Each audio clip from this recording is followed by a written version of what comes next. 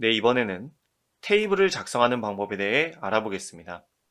자, 그럼 이 테이블이라는 기능은 언제 사용하냐면 여기 제가 두 종류의 파트 리스트를 준비를 했는데요.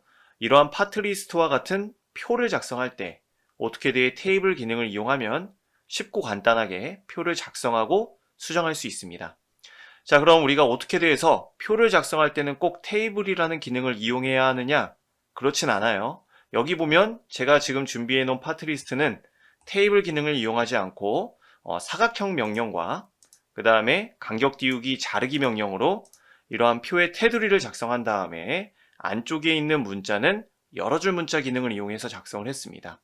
아마 여러분들이 회사에서 도면을 열어보았을 때 표들이 이런 식으로 테이블이 아닌 일반 객체로 선택되는 걸 아마 확인할 수도 있을 텐데, 그러한 표들은 그럼 어떻게 작성하면 되는지 제가 왼쪽에 있는 파트 리스트를 한번 작성을 해보겠습니다.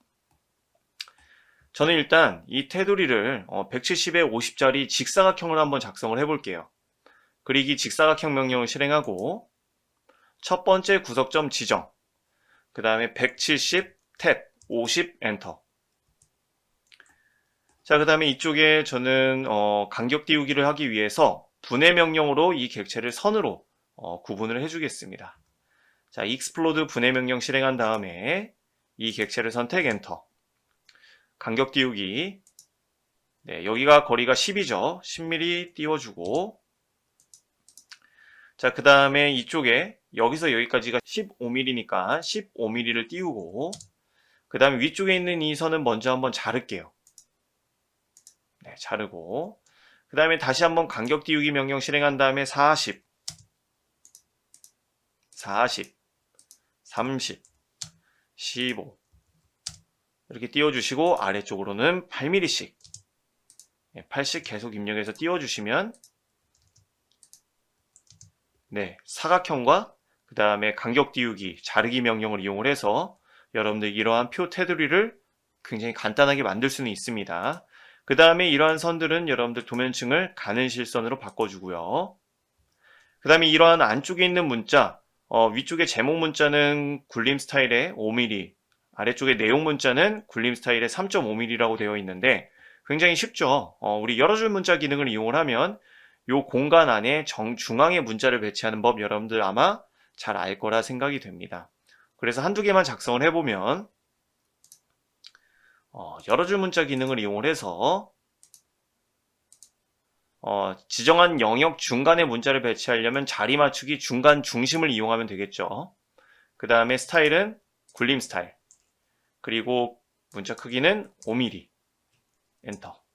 그래서 파트 리스트 컨트롤 엔터 작성이 되었고, 여기서 한 두 개만 문자를 더 추가를 해볼게요. 아이템과 파트 넘버라는 문자만 작성을 해보겠습니다.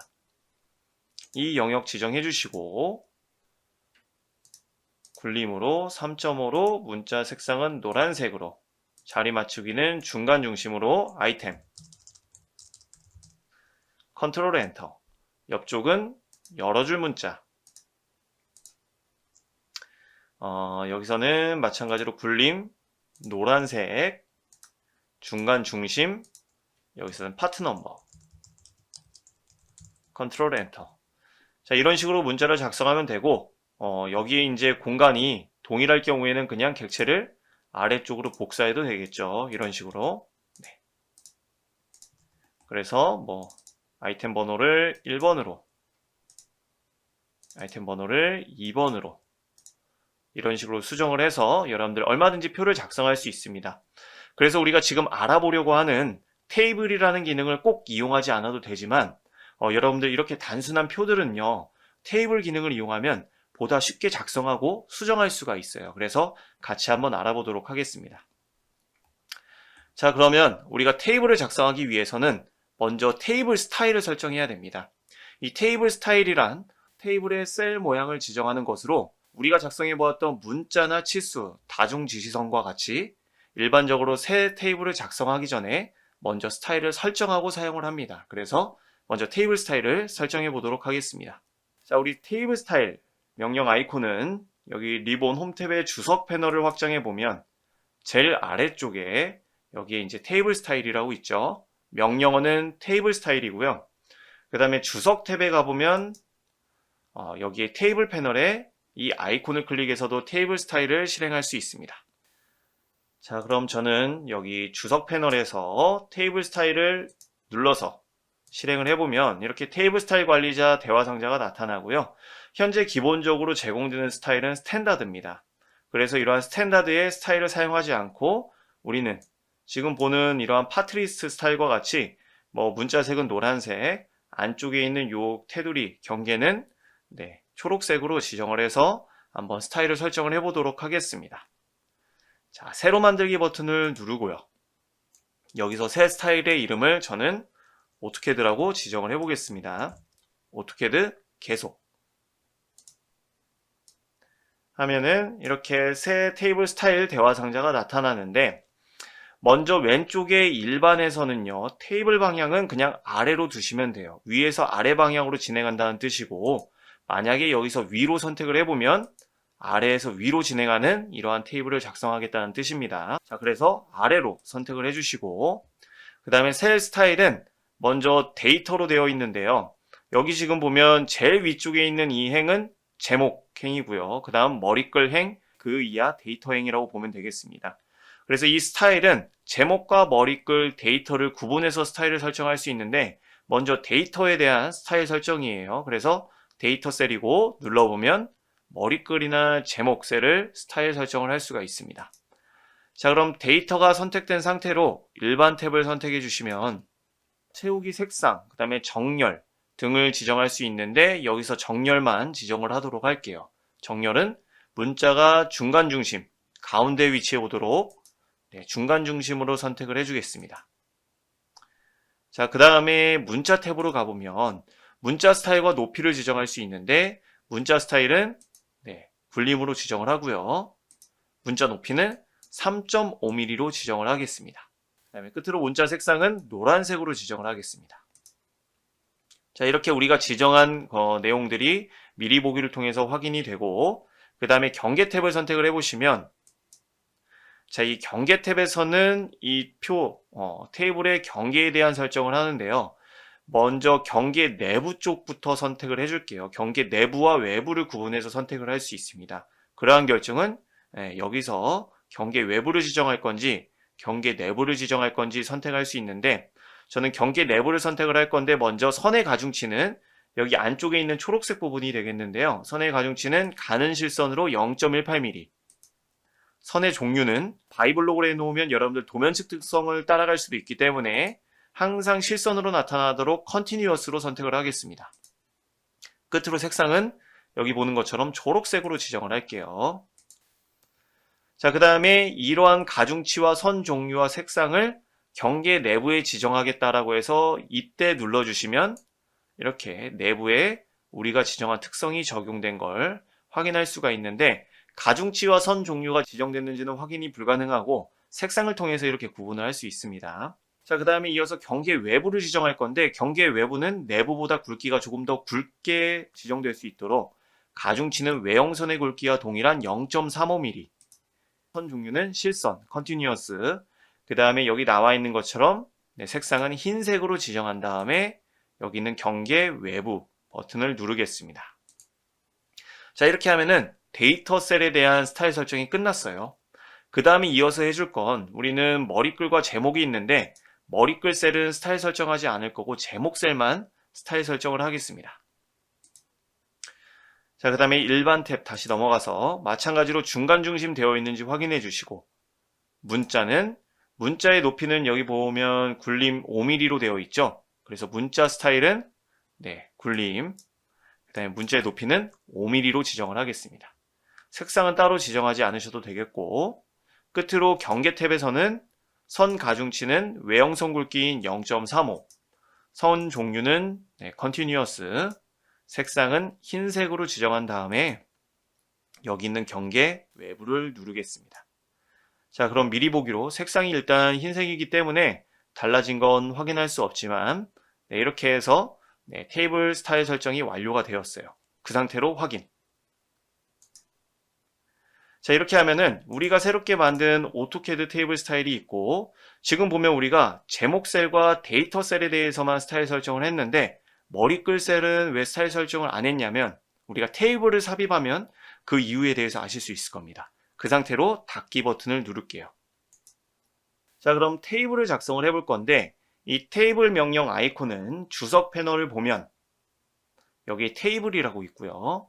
명령어는 마찬가지로 테이블입니다. 자, 그 다음에 주석 탭에 가보면 마찬가지로 이곳에서도 테이블 명령을 실행할 수 있다는 걸 다시 한번 말씀을 드리면서, 자, 그럼 우리 테이블 명령 아이콘을 눌러서 이렇게 실행을 해볼게요. 자, 그러면 테이블 삽입 대화 상자가 다음과 같이 나타납니다.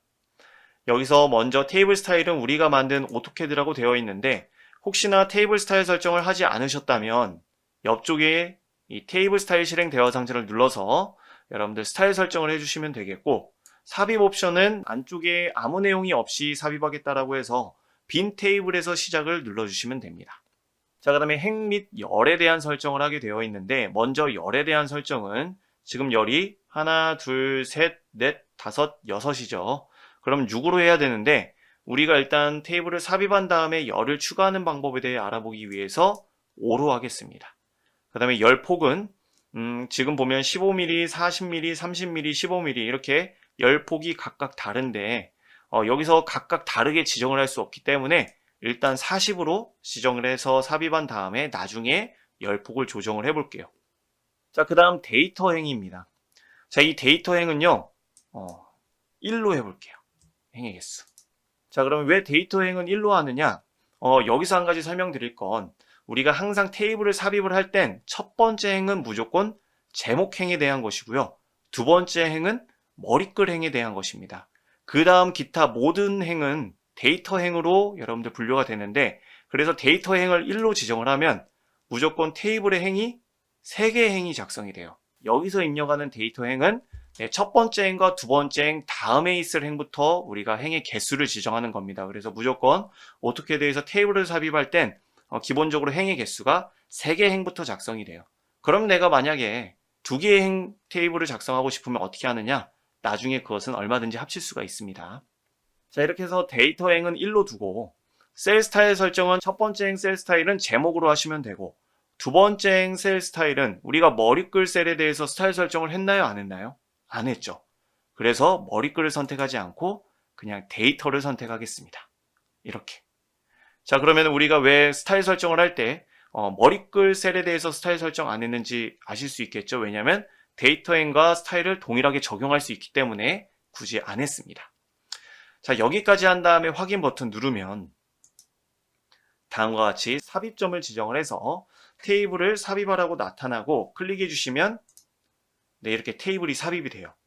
근데 우리가 지금 삽입된 테이블을 보면 여기 있는 파트 리스트와 모양이 많이 다르죠.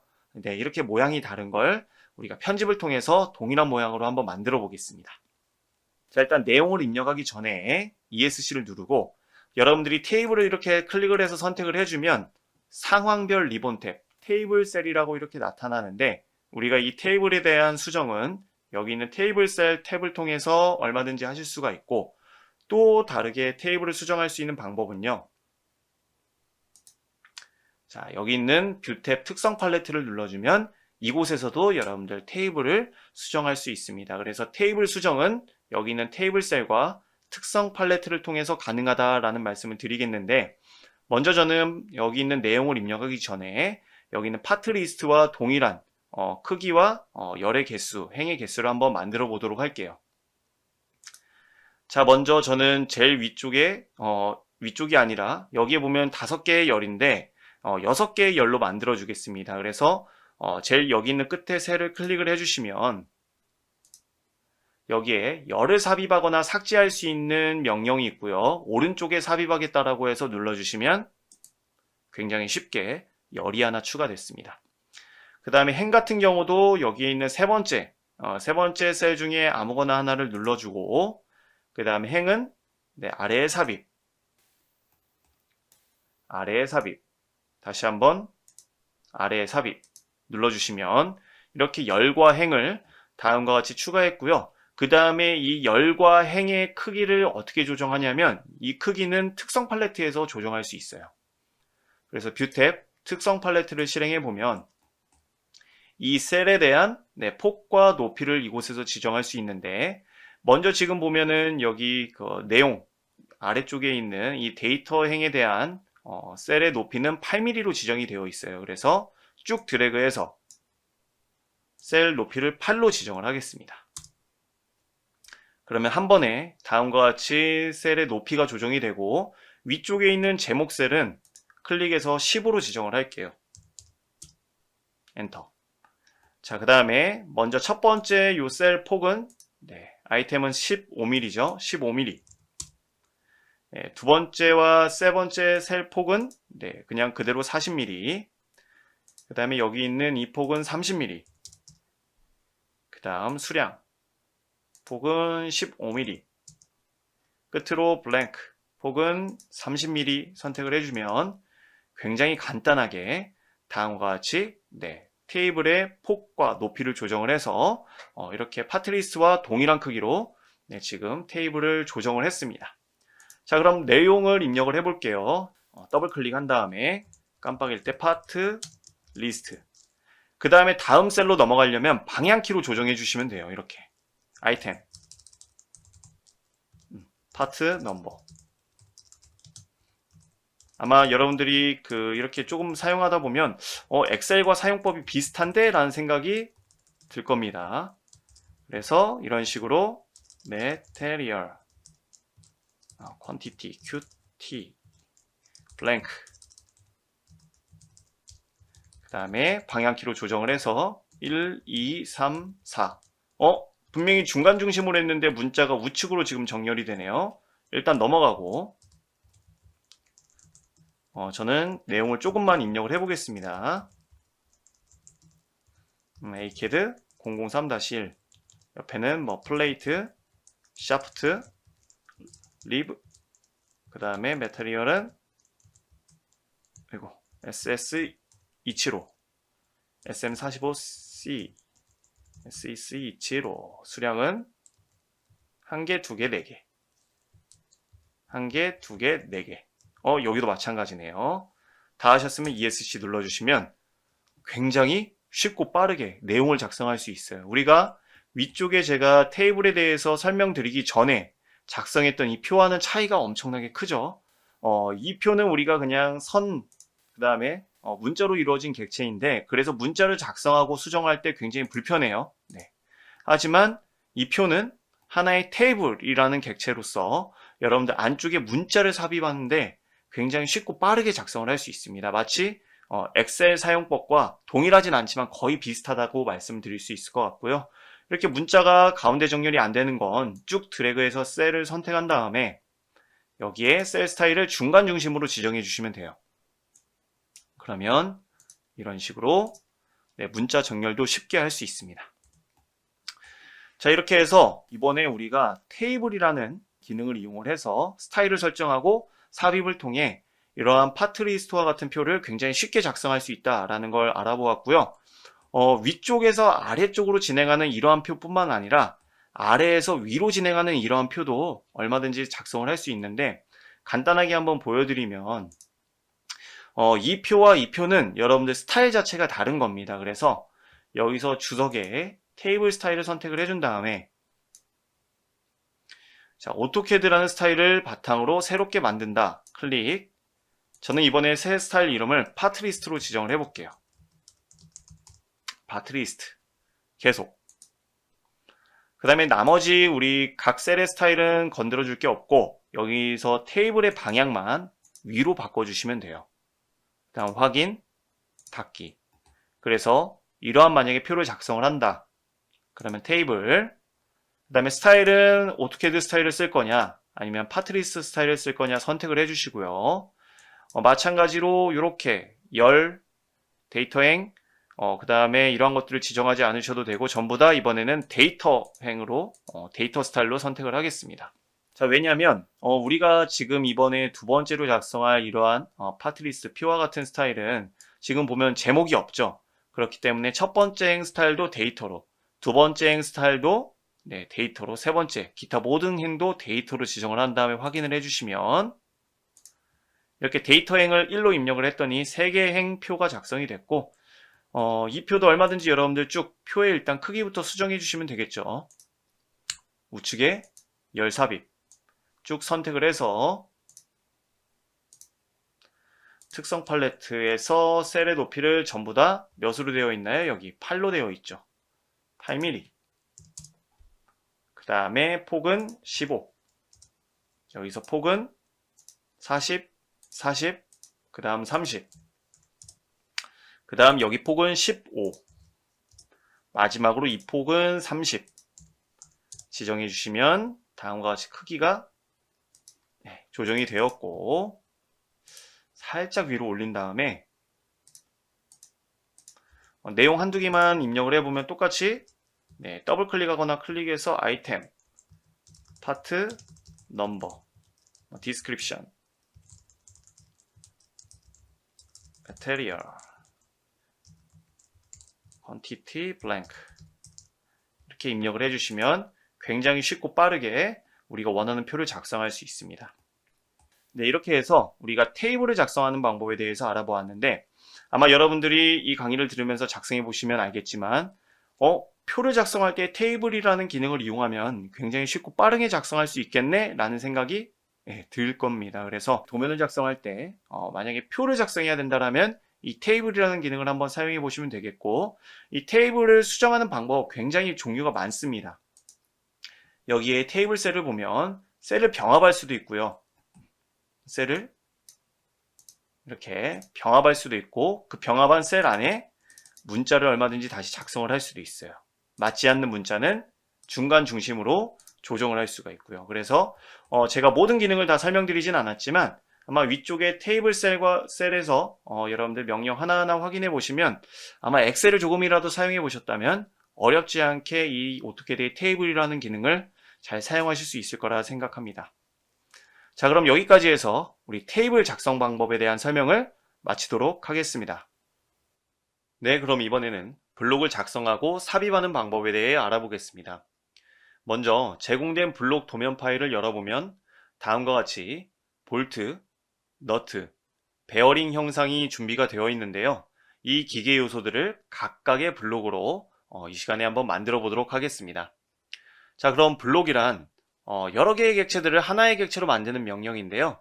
이 블록은 나중에 만든 후에 분해해서 다시 각각의 객체로 만들 수도 있습니다. 그 다음에 같은 블록을 도면에 여러 개를 삽입을 했을 때 그중 하나만 수정하면 나머지 블록들도 동일하게 수정된다는 특징이 있는데요. 그럼 바로 블록을 한번 만들어 보도록 하겠습니다. 자, 먼저 블록을 작성하는 명령 아이콘은 리본 홈 탭을 봐주시면 여기 블록 패널이 있어요. 이곳에 작성이라고 있는 이 아이콘이 블록 작성 아이콘입니다. 그 다음에 명령어는 블록, 단축키는 B입니다. 그리고 이곳에서도 우리가 실행을 할 수 있지만 리본 삽입 탭으로 가보면 여기서도 블록 정의 패널에서 이 블록 작성 아이콘을 클릭해 여러분들 블록 작성 명령을 실행할 수 있습니다. 자, 그럼 저는 삽입 탭에 있는 이 아이콘을 클릭해서 명령을 한번 실행을 해볼게요. 그럼 다음과 같이 블록 정의 대화 상자가 나타나는데 이 우리가 블록을 정의를 할 때 먼저 정의할 블록의 객체를 선택을 할 거고요. 그 다음에 그 블록의 이름을 지정을 할 겁니다. 끝으로 어딜 기준으로 삽입할지 삽입 기준점을 지정을 해서 블록을 정의해 보도록 하겠습니다.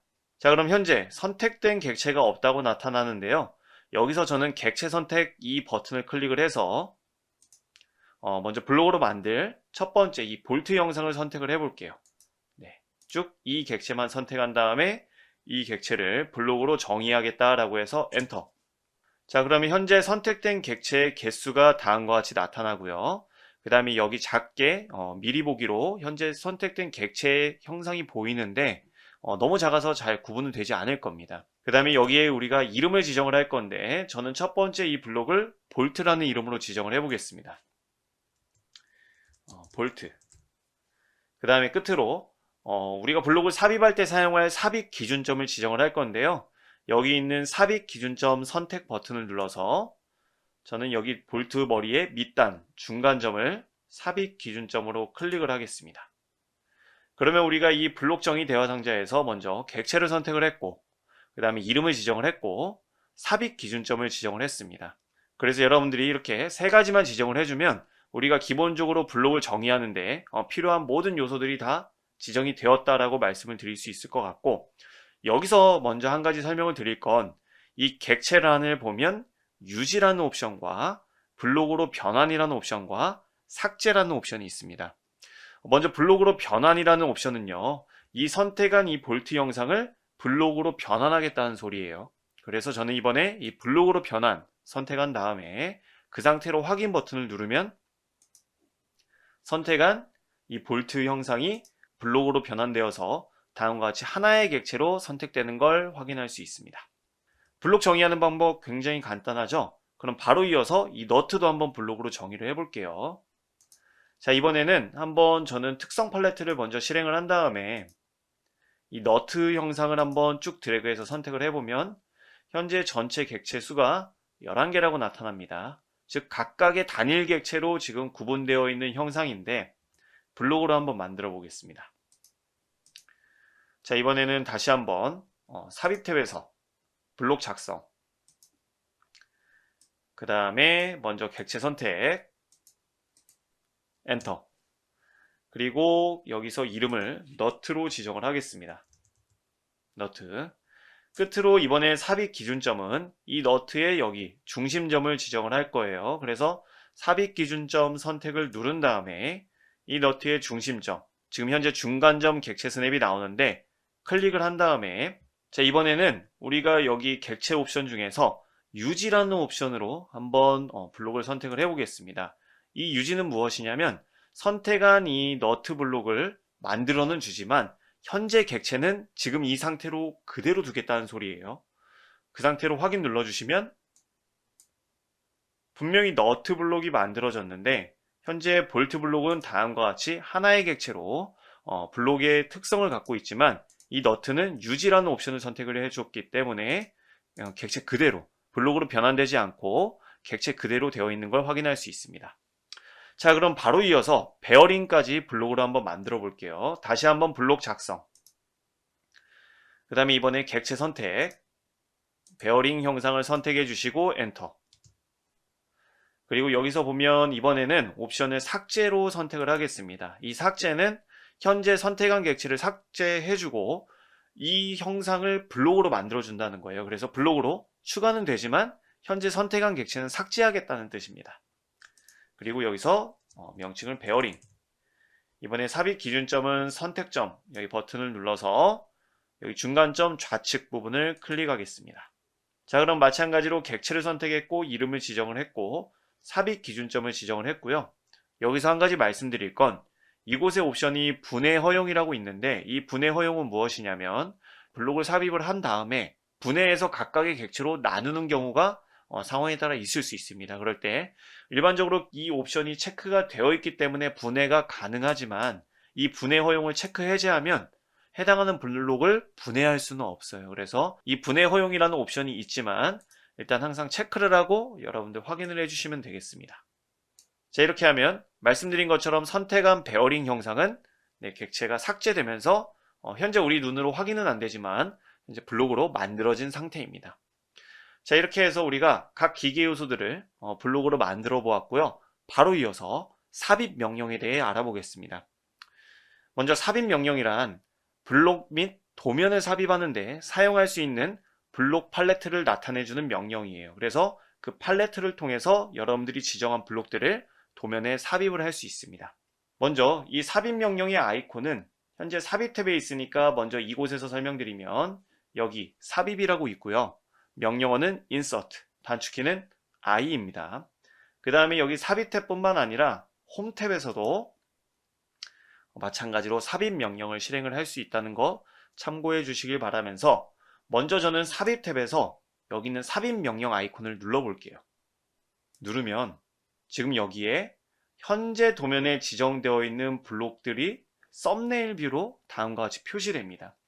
그래서 여러분들이 이 삽입 명령 아이콘을 누른 다음에 여기서 원하는 블록을 그냥 클릭, 그 다음에 현재 작업 화면에 여러분들이 원하는 위치를 클릭해서 지정을 해주면 다음과 같이 블록을 삽입할 수 있어요.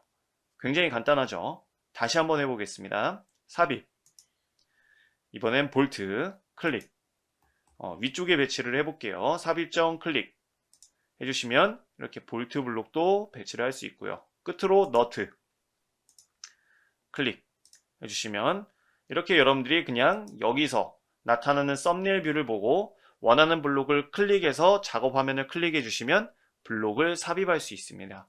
굉장히 간단한 방법인데 사실 도면을 작성하다 보면 블록의 개수가 굉장히 많아지는 경우도 있거든요. 그럴 경우에는 아마 여기 있는 썸네일 뷰를 통해서 삽입하는 게 조금 어려울 수도 있습니다. 그래서 이렇게도 우선 삽입할 수 있다라는 점을 말씀을 드리겠고, 그 다음에 그 아래쪽에 최근 블록, 즐겨찾기 블록, 라이브러리의 블록이라는 이 버튼이 있는데 첫 번째 있는 최근 블록을 한번 눌러보면 다음과 같이 여러분들 블록 팔레트가 나타나면서 최근 팔레트가 선택된 상태로 블록 팔레트가 실행이 됩니다. 그래서 최근에 사용한 블록의 목록들이 여기 있는 최근 블록 팔레트에 나타나고요. 현재 도면에 정의된 블록을 확인하고자 하면 현재 도면 팔레트를 눌러주시면 돼요. 그리고 또는 아까 여기서 봤을 때 즐겨찾기의 블록, 라이브러리의 블록도 있는데 이 즐겨찾기의 블록, 라이브러리의 블록을 선택을 하면 동일한 이 블록 팔레트가 실행되는데 이 즐겨찾기 팔레트가 선택된 상태로 실행되느냐 아니면 라이브러리 팔레트가 선택된 상태로 실행하느냐의 차이밖에 없습니다. 그래서 이렇게 여러분들 이 아래쪽에 있는 버튼을 눌러주시면 블록 팔레트를 실행할 수 있다는 거 말씀을 드리고, 그 다음에 제가 소개해드린 명령어 인서트, 명령어 인서트라고 입력을 하거나 단축키 I를 입력을 해주면 바로 블록 팔레트가 다음과 같이 실행이 됩니다. 그래서 현재 도면에 정의되어 있는 블록들을 선택을 해서 여러분들이 도면에 삽입을 하거나 또는 현재 도면에 정의되어 있진 않지만 최근에 사용했던 블록이나 또는 즐겨찾기에 추가된 블록들을 현재 도면에 삽입할 수 있어요. 자, 그러면 저는 현재 도면에 몇 가지 블록을 더 삽입을 해볼게요. 베어링 클릭, 현재 도면 클릭, 볼트 클릭, 클릭, 그 다음에 너트 클릭, 다시 한번 클릭. 이렇게 해서 여기 있는 팔레트의 블록들을 드래그 앤 드랍 하는 게 아니라 한번 클릭해서 선택해 주신 다음에 다시 한번 삽입할 위치를 클릭해서 선택을 해 주셔야만 여러분들 블록을 삽입할 수 있습니다. 자, 그 다음에 여기서 몇 가지만 안내를 해드리면 우리가 블록을 삽입할 때 옵션이 있어요. 여러분들이 삽입점을 지정할 거냐 아니면 현재 블록의 스케일을 조정해서 삽입할 거냐 등을 선택할 수 있는데 아마 거의 이 옵션은 건들 일이 없을 거고요. 여기 맨 밑에 보이는 분해라는 옵션 한번 체크를 한 다음에 삽입을 해볼게요. 체크한 상태로 베어링을 삽입해 보면 현재 이 베어링은 각각의 객체로 분해된 상태로 이렇게 블록이 삽입이 됩니다. 그래서 여러분들이 이 옵션을 체크하고 삽입해 주셔도 되지만 우리가 잘 알고 있는 명령이 있죠. 우리 홈탭에 가보면 여기 분해라는 명령이 있어요. 그래서 여러분들이 그냥 일단 블록을 삽입을 한 다음에 블록을 선택을 한 다음에 이렇게 익스플로드 분해를 해주시면 각각의 객체로 다음과 같이 블록이 분해됩니다. 그래서 말씀드렸던 것처럼 우리가 정의된 블록은 하나의 객체로 지정이 되지만 필요에 따라서 분해하여서 각각의 객체로 만들 수 있다는 말씀까지 드리고 우리가 확인을 해보았고요. 그 다음에 현재 도면, 최근, 그 다음에 즐겨찾기 이렇게 팔레트가 있는데 여러분들이 만약에 정의된 블록을 자주 사용하는 블록이다라고 하면 즐겨찾기 팔레트에 추가할 수 있는 방법이 있어요. 굉장히 방법은 간단한데 해당하는 블록의 마우스 오른쪽 버튼을 누른 다음에 즐겨찾기의 복사를 눌러주시면 다음과 같이 즐겨찾기 블록에 추가가 됩니다. 볼트도 즐겨찾기의 복사, 너트도 즐겨찾기의 복사를 눌러주시면 이렇게 즐겨찾기에 추가가 되는데 여러분들이 이렇게 즐겨찾기의 블록을 추가를 해주면 현재 도면에서만 사용할 수 있는 게 아니라 다른 도면에서도 사용할 수 있어요. 그래서 그 방법을 한번 알아보도록 할게요. 자, 저는 여기 파일 탭에서 여기 플러스 버튼 아이콘을 눌러서 새 도면을 하나 만들어 보도록 하겠습니다. 새 도면 작성 해주면 드로잉 1이라고 해서 새 도면이 지금 작성이 되었고요. 여기서 우리가 삽입 명령을 실행을 해보면 현재 도면에 아무것도 없는 걸 확인할 수 있습니다. 그때 저는 이 블록 팔레트를 통해서 즐겨찾기 팔레트에 추가된 너트를 한번 삽입을 해보고 그 다음에 볼트도 한번 삽입을 해보고 베어링도 한번 삽입을 해볼게요. 그러면 현재 도면에 블록들이 삽입이 되었고 그 순간부터는 현재 도면에도 다음과 같이 베어링, 볼트, 너트 블록이 정의된 상태로 나타납니다. 그래서 여러분들이 다른 도면에서도 만약에 블록을 사용을 할 거라면 그리고 자주 사용하는 블록들이라면 다음과 같이 즐겨찾기 블록에 추가할 수 있는 방법이 있고요. 그 다음에 여기서 한 가지 말씀을 드릴 건 우리가 이렇게 다른 도면에 블록을 삽입을 하면 이 블록이 가지고 있던 도면층이나 스타일과 같은 특성도 같이 추가되게 돼요. 무슨 말이냐? 다시 한번 저는 새 도면 작성을 눌러서 블록을 추가하기 전에 먼저 여기 있는 도면층 특성을 확인해 보겠습니다. 현재 기본 0 하나만 있죠. 그 다음에 여기 있는 삽입도 다시 한번 확인해 보면 현재 아무것도 없기 때문에 여기가 비어 있는데 저는 즐겨찾기 팔레트를 이용을 해서 너트, 그 다음에 볼트, 그 다음에 베어링을 삽입을 해보면 이 블록이 삽입되면서 이 블록이 가지고 있던 도면층이나 스타일 특성도 같이 추가가 된 겁니다. 그래서 그 이후부터 우리가 도면층 특성 관리자를 실행을 해보면 다음과 같이 블록이 가지고 있던 외형선, 숨은선, 중심선, 가는 실선 도면층도 같이 추가가 됐어요. 그래서 여러분들이 객체를 선택을 해서 우리가 지금은 알아보진 않았지만 현재 도면에 있는 객체를 다른 도면에 가지고 갈 수는 있습니다. 그때 블록뿐만 아니라 그런 식으로 객체를 가져가게 되면 이 객체가 가지고 있던 도면층이나 스타일도 같이 추가되게 된다라는 말씀을 드릴게요. 네, 여기까지 해서 우리가 블록을 작성하고 삽입하는 방법에 대해 알아보았고요. 이것으로 설명을 마치겠습니다. 네, 그럼 이어서 블록을 편집하는 방법과 소거라는 기능에 대해 알아보겠습니다.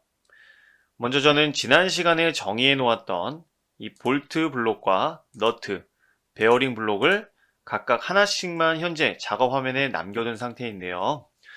이 볼트 블록의 형상을 이 안쪽에 있는 숨은 선을 한번 편집을 해보도록 하겠고, 이 너트 블록의 형상을 여기에 지금 가는 실선이 끊어져 있는데 이 끊어진 가는 실선을 지우고 여기 크기에 해당하는 지름을 그냥 원으로 수정을 해보도록 하겠습니다. 자, 그래서 우리가 블록을 편집하기 위해서는 먼저 아이콘의 위치는요, 삽입 탭 블록 정의 패널을 보면 이곳에 블록 편집기라고 있고요. 명령어는 bedit, 단축키는 be입니다. 마찬가지로 홈 탭에서도 수정할 수 있어요. 여기서도 홈 탭 블록 패널에서도 블록 편집기 명령을 실행할 수 있다는 거 참고해 주시기 바라겠습니다. 먼저 우리가 이 블록 편집을 할 때의 특징은 무엇이냐면 이 블록을 편집할 수 있는 편집기 영역에서 편집을 진행을 하게 돼요. 그래서 여러분들이 블록을 선택한 다음에 블록 편집을 진행을 해주시면 별도의 편집기 영역으로 전환되어서 그곳에서 블록을 편집하게 됩니다. 자, 그러면 저는 명령을요, 여기 삽입 탭에서 블록 편집기 아이콘을 클릭을 해보면 다음과 같이 블록 정의 편집 대화 상자가 나타나는데 이곳에서 여러분들이 편집할 블록의 목록을 선택을 해서 확인 버튼을 눌러주시면 돼요. 그 다음에 현재 도면에 정의된 블록의 목록이 다음과 같이 나타나는데 베어링과 볼트, 너트는 우리가 정의했던 블록인데 여기 보면 오픈30이라는 블록이 보입니다. 이 오픈30은 무엇이냐면 여러분들이 치수 스타일에서 우리가 화살촉의 모양을 열기30으로 지정했는데 그 열기30이라는 화살촉을 선택을 할 때 지정되어 있던 블록이 가져와지는 거예요. 그래서 여기 오픈30은 우리가 추가한 게 아니라 치수 스타일을 설정하면서 가져와진 블록이니까 그대로 두시면 되겠습니다. 자, 저는 그럼 볼트 블록을 선택을 한 다음에 형상을 확인해주고 확인 버튼을 누르면 말씀드렸던 것처럼 이렇게 블록 편집기 영역으로 전환되게 돼요. 그래서 이곳에 블록 편집기 상황별 리본 탭이 나타나면서 블록 편집과 관련된 이러한 기능들이 여기 리본에 포함이 되어 있고요. 여러분들 여기서 일단 우리는 이 숨은 선 형상을 지우도록 할 거니까 객체를 선택을 한 다음에 딜리트 키를 눌러주셔도 되고 여기 있는 지우기 명령을 눌러주셔도 됩니다. 클릭.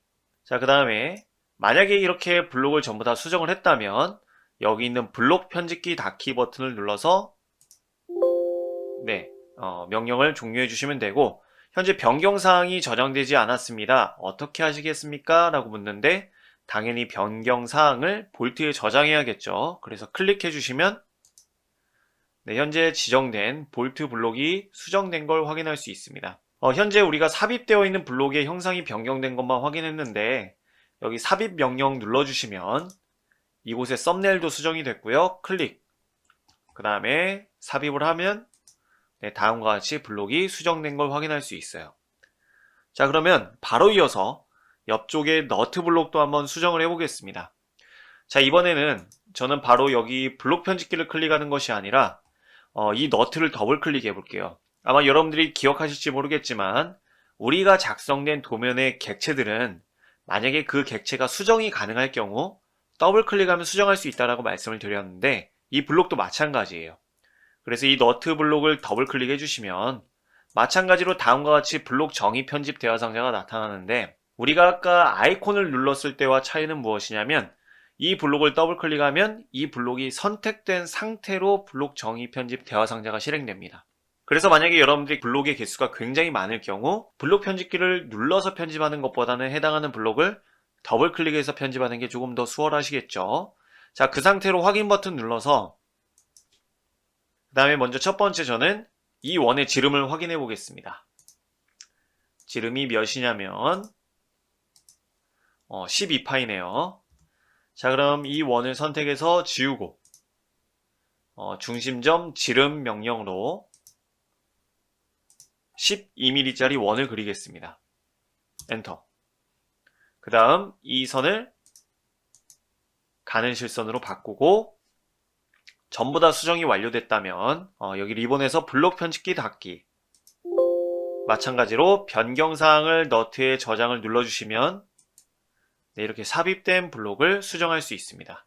또는 여기서도 마찬가지로 썸네일이 수정이 됐고 삽입을 해보면 수정된 블록이 삽입되는 걸 확인할 수 있어요. 자, 그러면 우리가 이전 시간에 블록을 작성하고 삽입을 할 때 블록에 대해서 뭐라고 설명드렸냐면 이 하나의 블록이 도면에 여러 개의 작성이 되었을 경우 삽입이 되었을 경우 이 블록을 수정하면 나머지 형상들도 동일하게 수정된다라고 말씀을 드렸는데 우리는 지금 블록을 편집을 해보면서 지금 각각의 블록 하나씩만 삽입된 상태로 편집을 해보았잖아요. 제가 그것을 확인시켜 드리기 위해서 이 너트 블록을 다시 한번 편집을 해보겠습니다. 지금 하나가 삽입이 되어 있는데 두 개만 더 추가로 삽입을 한 다음에 이번에는 여기 있는 가는 실선을 지워보도록 할게요. 네. 그러면 다시 한번 이 블록을 선택하셔도 좋고 이 블록을 선택하셔도 좋고 이 너트 블록이 여러 개가 삽입된 거지 어느 객체를 선택해서 편집하든지 여러분들 너트 블록이 편집이 되는 것입니다. 더블 클릭 그 다음에 확인 해주시면 자, 말씀드린 대로 저는 이 가는 실선 12파이 1을 선택한 다음에 지우고 이 상태로 블록 편집기 닫기 그 다음에 변경사항을 너트에 저장을 눌러주시면 네, 어떻게 돼요? 네, 삽입된 모든 너트 블록이 전부 다 수정된 걸 확인할 수 있습니다. 블록을 편집하는 방법에 대한 설명은 이것으로 마치고 소거라는 기능에 대해 알아보겠습니다. 먼저 소거란 도면 간의 복사, 붙여넣기 또는 블록을 삽입하게 되면 해당 객체에 적용된 도면층이나 스타일 등 다양한 속성들도 함께 가져오게 됩니다. 만약에 여러분들이 그 객체들이 필요 없다고 해서 삭제를 한다면 객체만 삭제가 되지 이러한 속성들은 삭제가 되지 않습니다. 그래서 이렇게 도면에서 사용되지 않는 명명된 항목을 제거하는 기능이 바로 소거입니다 라고 여러분들께 설명드릴 수 있는데 먼저 이 소거 명령의 아이콘은요 어플리케이션 메뉴를 클릭해 주시면 여기 도면 유틸리티에서 이곳에 소거 명령 아이콘이 있습니다. 간단하게 소개가 되어 있는데 블록 정의 및 도면층 등 사용되지 않은 명명된 항목을 도면에서 제거한다라고 소개가 되어 있어요. 여기서 우리가 소거 명령을 실행할 수 있고 명령어는 PURGE, 퍼지 그 다음에 단축키는 PU입니다. 자, 그러면 저는 이렇게 해볼게요. 일단 제가 말씀드렸던 것처럼 도면 간의 복사 붙여넣기를 할 때 또는 블록을 삽입하게 되면 해당 객체에 적용된 도면층이나 스타일 등이 같이 추가되게 된다라고 말씀을 드렸는데 저는 우리가 이전 시간에 지금 열어놓았던 드로잉 1과 2는 일단 네, 저장하지 않고 닫아주고요.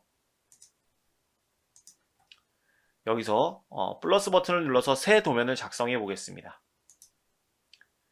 자, 그럼 현재 드로잉 3라는 새 도면이 작성이 되었는데 여기서 도면층을 확인해 보면 당연히 아무 도면층도 없고요. 삽입도 눌러보면 현재 정의된 블록도 아무것도 없는 걸 확인할 수 있습니다. 자, 이때 저는 여기에 있는 이 블록을 여기에 한번 삽입을 해볼 거예요. 그래서 우리가 지난 시간에 배웠던 것처럼 여기서 삽입 명령을 실행을 해주면 즐겨찾기 블록, 그럼 현재 즐겨찾기 팔레트에 추가된 이 블록들을 새로운 도면에 삽입을 할 수 있죠. 너트, 그 다음에 볼트, 그 다음에 베어링, 이렇게 삽입을 할 수 있습니다. 그러면 삽입되는 순간 여러분들 현재 도면에도 블록이 정의가 되었고, 그 다음에 이 블록이 가지고 있던 도면층들도 같이 이곳에 추가가 되었습니다. 자, 그 다음에 만약에 여러분들이 이러한 블록들이 필요 없다고 해서 이 블록들을 선택한 다음에 지워주시면 삽입된 객체만 삭제가 된 거지 정의된, 명명된 항목인 블록이나 도면층들은 지워지지가 않았어요. 그래서 다시 여기서 도면층을 보면 이렇게 그대로 남아 있고요. 삽입을 눌러보면 이렇게 블록이 그대로 남아 있습니다. 그래서 이렇게 남아있는 항목들을 지우는 방법이 우리 소거라는 기능을 통해서 지울 수가 있고, 이곳에서 명령을 한번 실행을 해보겠습니다. 자, 그럼 저는 이 어플리케이션 메뉴에서 도면 유틸리티 소거 명령을 눌러주시면 다음과 같이 소거 대화 상자가 나타나는데요. 일단 우리가 소거 대화 상자에서 두 가지 항목을 선택해서 확인할 수 있어요. 첫 번째는 소거 가능한 항목. 소거 가능한 항목이란 현재 도면에 정의는 되어 있으나, 즉 명명되어 있으나 사용하고 있지 않아서 소거할 수 있는 항목을 나타내는 게 이 소거 가능한 항목입니다. 그 다음 이곳에 소거 불가능한 항목은요, 현재 도면에서 사용되고 있기 때문에 소거가 불가능한 항목에 대해서 나타내 주는 거예요. 아마 여러분들이 소거 불가능한 항목은 누를 일이 거의 없을 겁니다. 그래서 소거 가능한 항목을 보면 현재 도면층도 외형선이 현재 지금 사용되고 있지 않다라고 지금 소거 가능한 항목이 있고요. 그 다음에 블록들도 보면 베어링, 볼트, 너트들이 소거 가능하다고 해서 여기에 목록에 나타나 있습니다. 자, 그러면 저는 이 베어링, 볼트, 너트 블록을 전부 다 소거를 해보도록 할게요. 자, 그래서 이곳에서 블록을 체크를 한 다음에 여기 보면 소거할 수 있는 버튼이 선택한 항목 소거와 모두 소거라는 버튼이 있습니다. 여기서 주의할 점은 모두 소거 버튼은요, 현재 소거 가능한 항목에 있는 모든 항목을 소거하는 거예요. 그럼 어떤 경우가 생기냐면 현재는 사용하고 있지 않지만 여러분들 명명된 항목 중에서 나중에 사용할 항목들이 있어요. 예를 들어서 현재 외형선 도면층은 사용하고 있지 않지만 앞으로 여러분들이 도면을 그리다 보면 이 외형선 도면층은 사용할 거예요. 그런 항목까지 전부 다 소거를 해줍니다. 그래서 여러분들이 소거를 할 땐 이 모두 소거 버튼은 사용하지 마시고 필요한 항목들만, 소거할 항목들만 선택한 다음에 이 선택한 항목 소거라는 버튼을 눌러서 소거해 주시길 바라겠습니다. 자, 그러면 선택한 항목 소거를 눌러주면 물어봐요. 블록 베어링을 소거하시겠습니까? 이 항목 소거. 그럼 또 물어봐요. 그래서 굉장히 많은 항목들을 선택을 했으면 매번 눌러줘야 되기 때문에 선택한 항목 모두 소거라는 버튼을 눌러주면 다음과 같이 깔끔하게 소거됩니다. 소거되는 순간 지금 보면은 도면층에 숨은선과 중심선과 가는 실선 도면층이 추가가 됐어요. 왜 추가가 됐냐면 베어링, 너트, 볼트 블록에서 이 도면층들을 사용하고 있었기 때문에 여기 항목에 나타나지 않았던 거고, 이 블록을 소거하는 순간 현재 사용되고 있지 않기 때문에 또 이 도면층들이 나타난 겁니다. 그 상태로 닫기를 누르면 저는 도면층은 소거하지 않았기 때문에 도면층은 그대로 있고요. 정의된 블록들만 소거했기 때문에 다음과 같이 삽입을 눌렀을 때 현재 도면에 아무것도 정의되어 있지 않다, 블록들이 아무것도 정의되어 있지 않다는 것을 다음과 같이 확인할 수 있습니다. 자, 그래서 다시 블록 도면으로 돌아가서 간단하게 좀 정리를 해보려고 하는데, 여러분들이 도면을 작성하다 보면 이전에 작성했던 도면에서 데이터들을 가지고 오거나 또는 구매품을 사용할 때 해당 제품의 CAD 데이터를 삽입하면서 자연스럽게 블록이나 스타일들이 같이 현재 작업하고 있는 도면에 추가되는 경우를 아마 경험하실 겁니다. 그럴 경우에는 여러분들이 작업하다 보면 내가 만든 도면층들이 아닌데 여기 도면층 항목이 굉장히 많은 거를 확인할 수도 있고, 또는 나는 블록을 이렇게 많이 만든 적이 없는데 블록 팔레트를 눌러주면 여기에 굉장히 무수히 많은 블록들을 확인하실 수도 있어요. 그럴 경우 만약에 여러분들이 그러한 블록들을 사용하거나 그러한 도면층이나 스타일을 사용한다면 문제는 없지만, 우리가 드로잉 3에서 알아보았던 것처럼 나는 현재 정의된 블록들이나 그러한 스타일들을 사용할 일이 없기 때문에 이 객체들을 선택을 해서 지운다라고 했을 때, 도면에서 객체를 지우면 객체만 지워진 거지 말씀드렸던 것처럼 명명된 항목은 지워지지 않습니다. 그래서 그럴 경우에는 여러분들이 정의된 블록이나 도면층이나 스타일들을 지우려면 이 시간에 알아본 소거라는 기능을 꼭 이용해 주셔야 된다 라는 말씀을 드리면서, 만약에 여러분들이 그런 경우 있어요. 그렇게 객체 수가 많은 도면들을 다룰 때 용량이 굉장히 커집니다. 그리고 도면을 정리하다 보면 여러 가지 형상들과 객체들을 지우게 될 텐데, 그러면 당연히 용량이 줄어들어야 되는데 여러분들 소거를 하지 않으면 용량은 줄어들지 않아요. 왜냐하면 현재 도면에서 명명된 항목을 그대로 기억하고 있기 때문에. 그래서 만약에 필요 없는 항목이 있다면 객체만 지우는 것이 아니라 이곳 소거라는 기능을 통해서 명명된 항목까지 꼭 지워주셔야 된다라는 말씀을 드리겠습니다. 네, 이렇게 해서 이번에는 우리가 블록을 편집하는 방법과 소거라는 기능에 대해서 알아보았고요. 이것으로 설명을 마치겠습니다.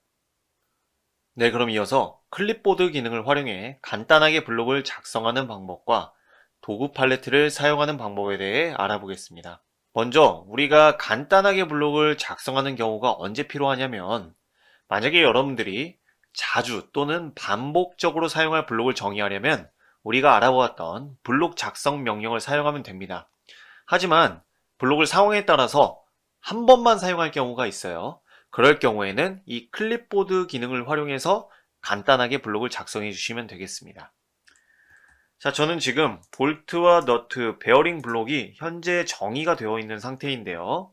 이 블록을 전체 선택을 한 다음에 위쪽으로 복사를 해 주겠습니다. ESC. 그 다음에 이 볼트, 너트, 베어링 블록을 분해하도록 하겠습니다. 그래서 각각의 객체로 만들어 볼게요. 네, 각각의 객체로. 자, 이 상태로 간단하게 블록을 정의하는 방법에 대해서 알아볼 건데, 자, 여기서 보면 먼저 클립보드와 관련된 기능을 설명을 드릴게요. 먼저 리본 홈 탭에 클립보드 패널을 보면 이곳에 클립 복사라고 해서 여러분들 단축키를 보니까 컨트롤 C라는 단축키가 있는데, 여러분들이 객체를 선택을 한 다음에 컨트롤 C를 입력을 하면 선택한 객체를 클립보드로 복사를 합니다. 그 다음에 컨트롤 C 한 다음에 붙여넣기 하는 방법이 뭐가 있죠?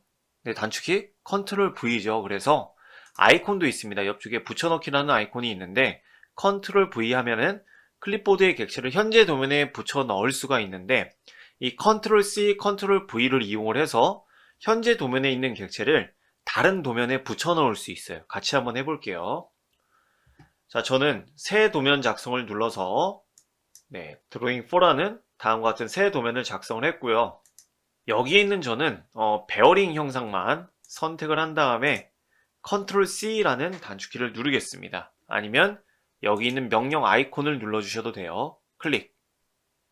그러면 카피 클립 29개를 찾았다라는 메시지가 나오고, 드로잉 4 도면을 선택을 한 다음에 이곳에서 붙여넣기를 눌러주셔도 되고 컨트롤 V를 눌러주셔도 돼요. 그래서 붙여넣기 눌러주시면 이렇게 메시지가 나오죠. 삽입점을 지정하라고 나오는데 클릭 해주시면 다음과 같이 선택한 객체를 이 클립보드 기능을 활용해서 다른 도면에 붙여 넣어 보았습니다. 굉장히 간단하죠. 그래서 여러분들이 이렇게 도면 간의 객체들을 얼마든지 선택을 하고 컨트롤 C, 그 다음에 다른 도면에서 컨트롤 V를 통해 객체들을 붙여 넣을 수 있습니다. 그리고 우리가 이전 시간에 설명드렸던 것처럼 이렇게 객체가 가져와지면서 선택한 객체가 가지고 있던 블록이나 그 다음에 스타일이나 도면층과 같은 이러한 특성들은 함께 가져와져요. 그렇기 때문에 이 객체들이 가지고 있던 도면층 특성도 현재 도면에 추가된 걸 확인할 수 있습니다. 자, 이렇게 해서 컨트롤 C, 컨트롤 V를 통해서 복사 붙여넣기가 가능한데 여기서 컨트롤 V가 아니라 이 단축키만 이용을 하면 여러분들이 블록으로 붙여넣을 수 있어요. 같이 한번 해볼게요.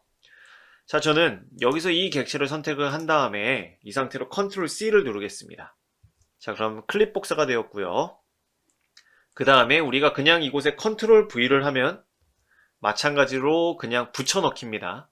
붙여넣기인데 컨트롤 V가 아니라 컨트롤 키를 누른 상태로 Shift V를 눌러주시면 마찬가지로 붙여넣기가 되는데 이때 붙여넣어지는 객체는 블록으로 변환되어서 붙여넣기가 돼요.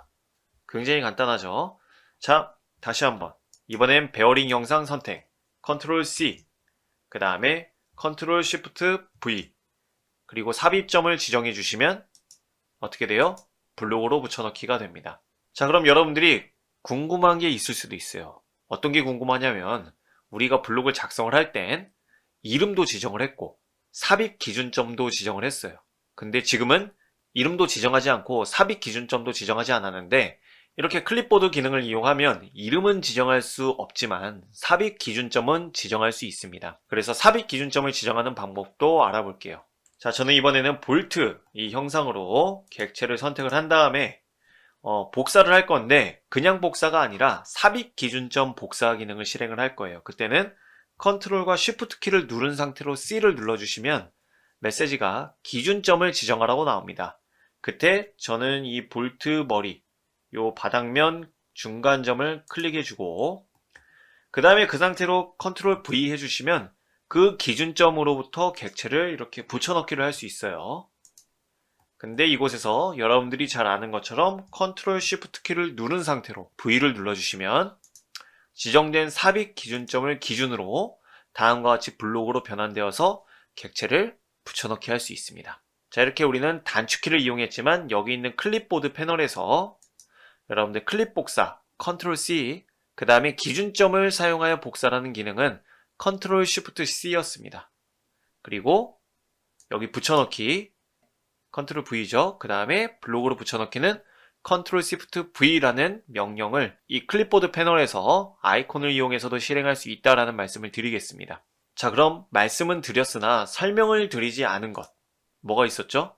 네, 블록의 이름은 우리가 지정을 안 했는데 블록으로 만들어졌잖아요. 자, 그럼 이러한 블록들의 이름은 무엇이냐면 여러분들 블록 편집기 명령을 실행을 해주시면 네, 이곳에 우리가 컨트롤 쉬프트 V 단축키를 이용해서 작성했던 블록은 다음과 같이 이름이 임의로 지정됩니다. 왜냐하면 우리는 이러한 블록을 한 번만 쓸 거기 때문에 네, 굳이 이름을 몰라도 되죠. 자동으로 어떻게 돼서 다음과 같이 이름이 지정이 됩니다. 그래서 컨트롤 쉬프트 V 굉장히 간단하게 블록을 만들 수 있지만 그리고 객체를 선택하고 삽입 기준점까지는 지정할 수 있지만 이름은 지정할 수 없다라는 것까지 여러분들께 설명을 드리겠습니다.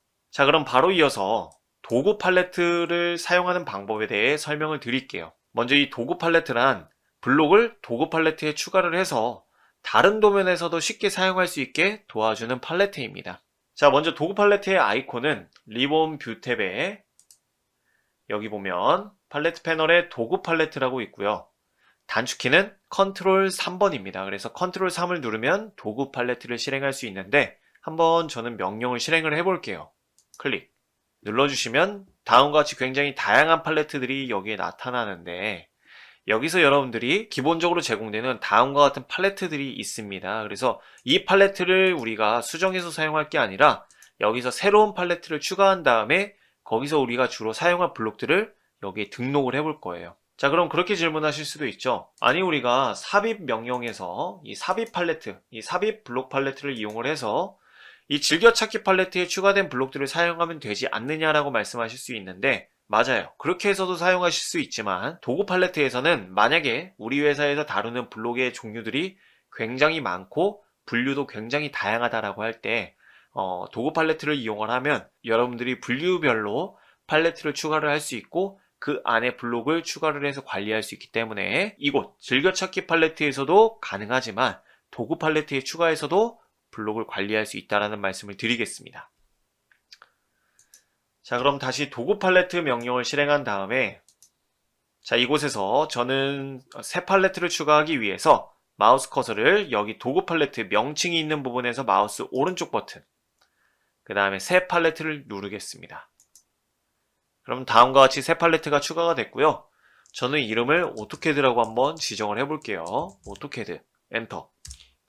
자, 그러면 현재 지금 팔레트에는 아무것도 추가되어 있지 않은 상태인데, 만약에 여러분들이 여기 있는 블록을 이 팔레트에 추가를 하려면 해당하는 블록을 선택을 한 다음에 드래그 앤 드랍인데, 여기서 중요한 점은 여기 있는 삽입점을 선택을 하시면 안 돼요.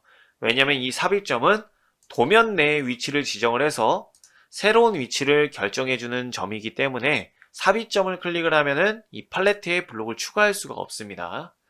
그러면 팔레트에 블록을 추가하는 방법은 간단해요. 일단 추가할 블록을 선택을 한 다음에 이 블록 내의 임의 위치를 마우스 커서로 클릭, 누른 상태로 드래그 앤 드랍 해주시면 되는데, 이렇게 드랍을 했을 때 저와 같이 메시지가 나오는 경우가 있어요. 원본 도면에서 블록 베어링을 찾을 수 없다라고 되어 있는데, 이게 무슨 말이냐면 블록을 정의한 다음에 현재 도면이 한 번도 저장되어 있지 않기 때문에 현재 도면에서는 이 블록이 없는 데이터로 인식을 하는 겁니다. 그래서 이런 메시지가 나오는 경우라면 저장을 한번 해주시고 다시 한번 객체 선택, 드래그 앤 드랍 해주시면 다음과 같이 블록이 추가돼요. 굉장히 간단하죠? 자, 그러면 너트도 추가를 해보고, 그 다음에 볼트도 추가를 해보고, 이렇게 하면은 여러분들 새롭게 추가한 팔레트에 다음과 같이 원하는 블록들을 추가할 수 있고요. 이러한 블록들은 우리가 아까 즐겨찾기 팔레트를 이용해서 사용했던 것처럼 새 도면을 작성을 해볼게요. 그냥 클릭, 클릭, 클릭, 클릭, 클릭, 클릭해서 이렇게 블록을 삽입을 할 수 있습니다. 자, 이렇게 해서 우리가 도구 팔레트를 활용해서도 블록을 삽입할 수 있다는 말씀을 드리면서, 이때 여기서 한 가지 설명드릴 건, 그러면 이 베어링은, 이 너트는, 이 볼트는, 즉 이 블록들은 왜 이 새 도면에 삽입이 됐냐면, 현재 우리가 이 블록을 정의한 블록 도면과 이 도구 팔레트는 연결, 링크가 되어 있어요. 무슨 말이냐? 이 베어링 블록의 마우스 오른쪽 버튼 누르고 특성을 한번 눌러보겠습니다. 그러면 여기에 원본 파일이라고 해서 현재 이 베어링 블록이 정의된 도면 파일이 링크가 되어 있어요. 이게 무슨 뜻이냐면 이 도면 파일의 위치가 달라지거나 이름이 바뀌거나 지워지면 그 이후부터는 이 베어링 블록을 사용할 수 없다는 겁니다. 그래서 여러분들이 도구 팔레트에 블록을 추가를 하려면 이 도구 팔레트에 추가할 블록이 있는, 블록이 정의된 도면의 위치를 잘 관리해 주셔야 된다는 말씀이에요. 그래서 그것만 잘 관리해 주시면 이렇게 여러 개의 블록을 도구 팔레트에 추가해서 여러분들이 도면을 작성을 하는데 작업의 효율성을 더욱더 높일 수 있다라는 말씀을 드리겠습니다. 네, 그럼 이렇게 해서 우리가 이번에는 클립보드 기능을 활용해 간단하게 블록을 작성하는 방법에 대해서 알아보았고, 도구 팔레트에 새로운 블록들을 추가하고 사용하는 방법에 대해서 알아보았고요. 여기까지 해서 이번 시간 설명을 마치도록 하겠습니다.